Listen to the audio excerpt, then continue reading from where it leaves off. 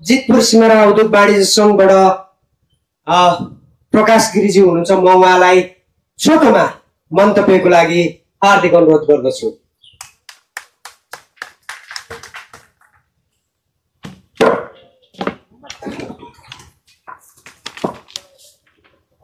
धन्यवाद कार्यक्रम सञ्चालकज्यू।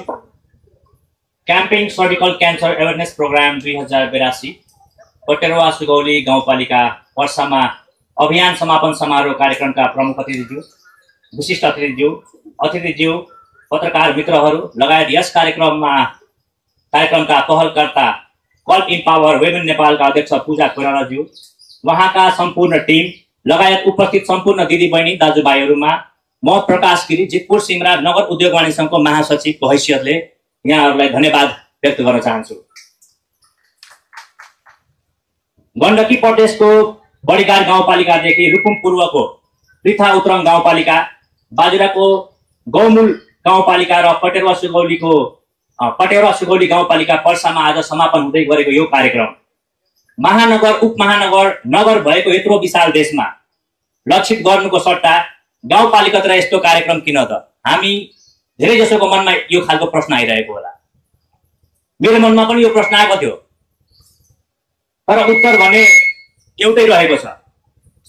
गाउँपालिकातिरका दिदीबहिनीहरू चाहिँ शिक्षित त हुनुहुँदो रहेछ, तर यौन रोगको विषयमा कुरा गर्न चाहिँ अलिकति लजाउने स्वभावका हुनुहुँदो रहेछ।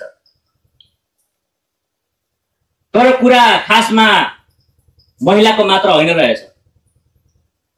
यो पाठेघरको क्यान्सरले कहीँ न कहीँ पुरुषलाई पनि प्रभावित गरेको रिसर्चमा पाइएको छ। महिलामा पाठेघरको क्यान्सर भएको बेला यौन सम्पर्क गर्दा त पक्कै पनि ढिलो चाँडो पुरुषमा नै समस्या आउने नै होला।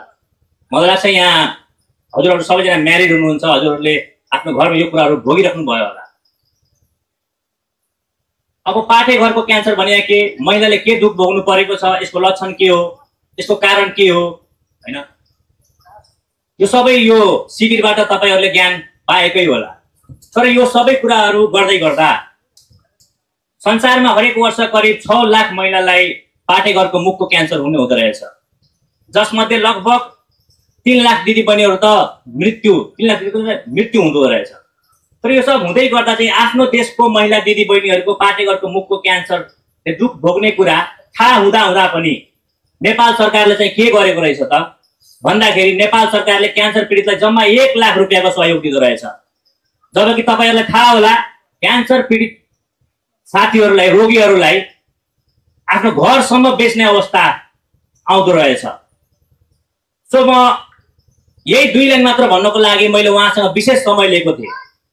मेरै एकजना साथी हुनुहुन्छ, उसको घर समेत बिक्यो क्यान्सर। अब त्यो क्यान्सर जुन किसिमको पनि होस्, तो गाउँमा जनचेतना मूलक कार्यक्रम गर्ने, अतिथि बोलाउने, सरकारले मञ्चको माध्यमबाट आफू गरिब पीडितको लागि 24 घण्टा रहेको दाबी गर्ने, तर त्यो 1 लाख रुपियाँ पाउनको लागि पनि ती पीडितहरूले चाहिँ वडा कार्यालय, नगर कार्यालय धाउ गर्नुपर्ने, यो कस्तो विडम्बना।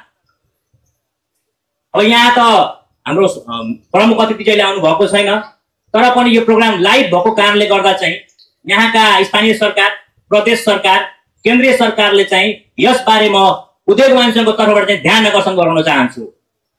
र अन्त्यमा एकचोटि फेरि सम्पूर्ण आयोजक टिम, यस कार्यक्रमको पहलकर्ता कल्पाका टिम र पटेरवा गाउँपालिकाका प्रमुख नगर प्रमुख र हाम्रो उपप्रमुखज्यूलाई म जितपुर सिमरा नगर उद्योग वाणिज्य सङ्घको तर्फबाट धन्यवाद दिँदै र यस्तो कार्यक्रम चाहिँ हामीले पनि शीघ्र कल्पासँग चाहिँ सहकार्य गरेर आयोजना गर्ने विश्वासको साथ बिदा दिन चाहन्छु। धन्यवाद।